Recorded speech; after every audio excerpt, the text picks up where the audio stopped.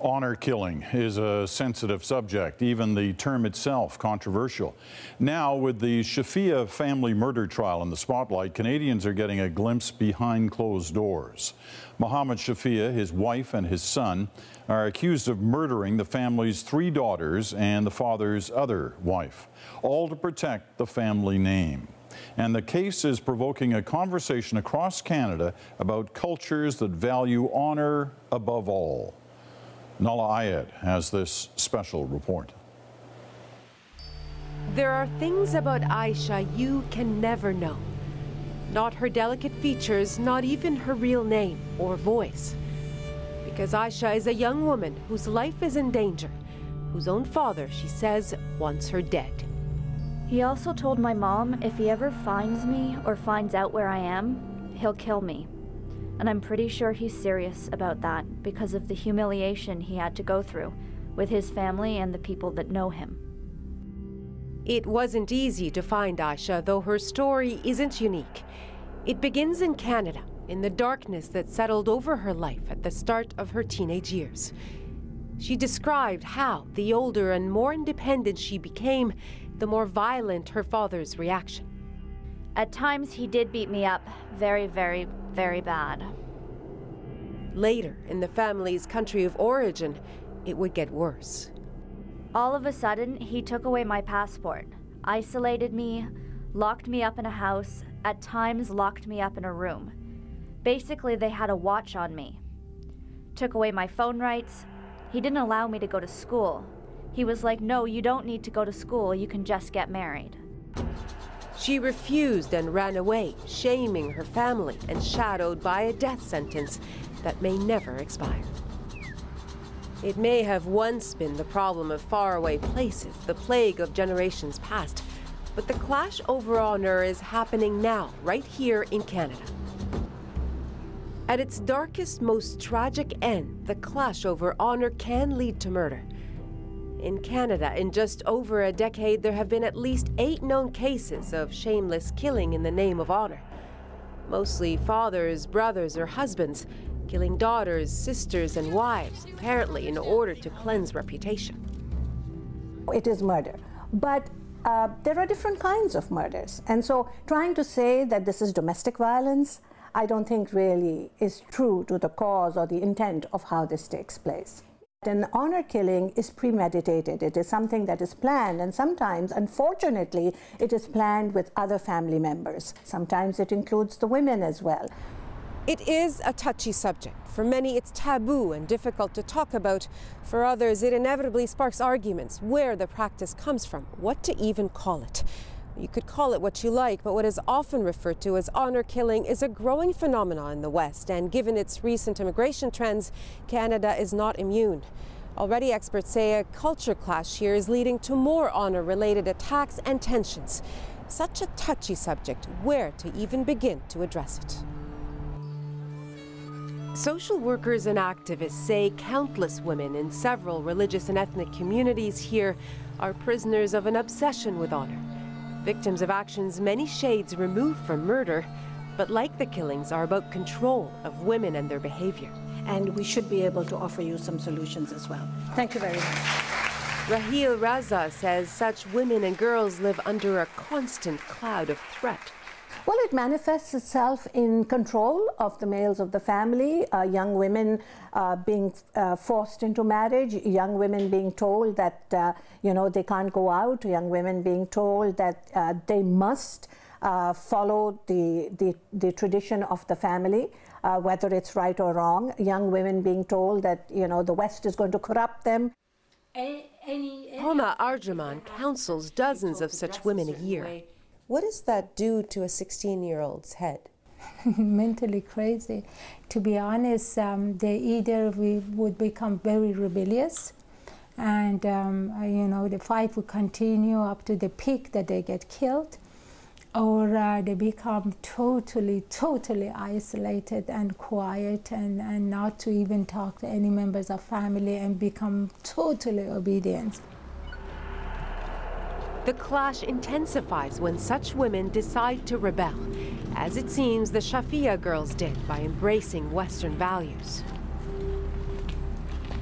It was no different in Aisha's case. It's very hard not to get influenced by the people around you, by your friends.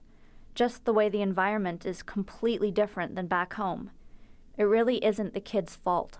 Some pictures of her with us. That's certainly the belief in this home, where in the Facebook memories of Amal Tahir are pictures of a 16-year-old named Aqsa Parvez. Her 2007 murder was planned by her father and executed by a brother who strangled her because she wanted more freedom, because she wanted to shed her hijab. Tahir was the last outside her family to see Parvez alive, and she tells us, perhaps surprisingly, her friend was posthumously judged harshly by some in the community. I had enough people that tell me, I think she deserved it. And I'm like, but you didn't even know her, right? And especially, like, you know, in our culture, it's kind of like, it's my duty to make sure that she's going right. It's kind of like, no, live your life and let her live her life. Of course. Both Tahir and her mother, who's an immigration consultant, now seem sensitive to the symptoms of Canada's clash of cultures, pitting traditional parents against children raised here. Lubna Tahir says she sees it regularly. I have seen plenty of parents, you know, some of them really at the edge of something really worse. And everything has only one problem: the communication barrier between kids and parents. I think the biggest issue was when, you know, your parents are really old, they're not willing to assimilate into a culture. They come from Pakistan, but they want to have a mini Pakistan in their own house. And that last night, you guys had a party? Yeah, we had a party, the birthday party for my youngest daughter, and she was dancing here with my kids. And yet, looking back at the time Parvez spent sheltering in their home, the Tahirs say they saw no signs of a looming murder. And if Parvez was afraid for her life, she apparently didn't let on. We would encourage them to write down about the numbers and the addresses of friends they trust the most. But she did reach out to Homa Arjaman, a social worker, first on email and then in chatting online. Arjaman even sent her instructions on what to do if she needed to escape after she shared fears about the brother who would ultimately kill her. Parvez still became a victim. Arjaman is still infuriated. To me, it's a shame on all of us. It's a shame to the system, it's a shame to media, it's a shame to us, it's all members of society. The Shafia trial isn't over, but it has raised difficult questions. Questions about whether warning signs were ignored, whether the alleged honor killing, any honor crime, could have been prevented. You know, it's not. Raza is often sought out by girls at risk who don't know where else to go. She says there simply aren't enough services to help them. I think where we need to take an onus of responsibility as Canadians, that, you know, this is a democratic country where equality and freedom are extremely important. So we must stand up for these freedoms and equalities. We must speak out for them. Part of the answer, activists say, lays in the communities themselves. What does honor mean? Because we are not back home. Right. We are here. So inside the Punjabi Community Health Centre in Mississauga, Baldev Mutta isn't waiting for anyone's instruction on how to do his part. And he knows engaging men in the conversation is key. Men with a history of addiction and family violence come to his classes to try to unlearn both in a 16-session course. He let us in on a private session to listen. Remember the trial that is going on with these 3 young girls and the mother that died in the car? They talk extensively about the clash, patriarchy and control. Can talk about the problems, like what should we do, what we gotta do in And on the subject of honor killings, Mutta minces no words. While I recognize that, yes, it may be one-off incident, but how many other issues are there where the life is not taken, but their life is made hell?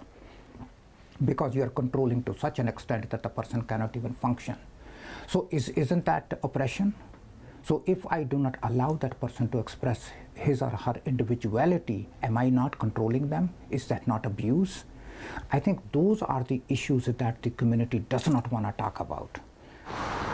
Is there any honor in killing? You know, they call this an honor killing. They ended up doing this horrific killing of their own daughters. But the Shafia trial is forcing the uncomfortable conversation in ethnic and religious institutions and schools like the Islamic Foundation in Scarborough. Muslims have been fingered repeatedly in honor killings, leaving many of them defensive.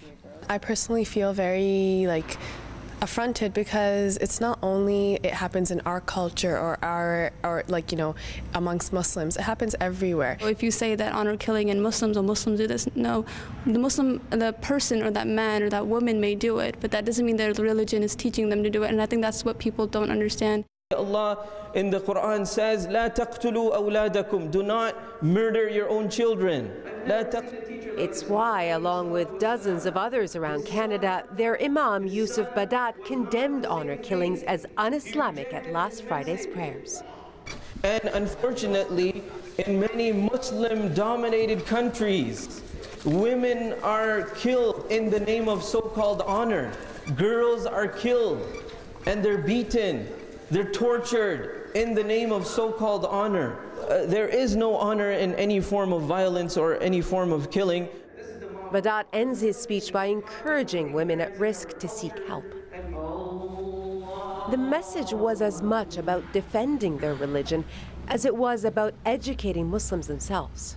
There are many people within our communities who are not relevant or educated with the proper understanding of the Holy Quran and the teachings of the Prophet Muhammad.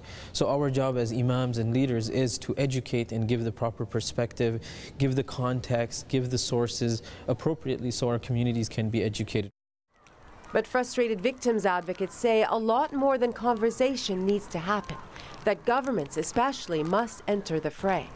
The federal government commissioned a study on honor-related violence in Canada and received a report in 2010. A spokeswoman for the Justice Department said the intent is to improve the system's ability to prevent, investigate, and prosecute such cases, but would not say whether changes were coming.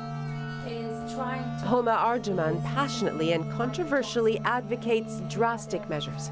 Nothing less than a policy of assimilation. It's wrong to respect it. It's wrong to be sensitive towards a tradition which belongs to 7th century. We should respect the life of individuals, the individual's personality. It has nothing to do with the background of their parents and their culture and whatever of their parents. It's the individuals that you would see and respect, and that's it. Don't be sensitive towards their traditions. Don't be sensitive towards their culture. Who cares about all these things?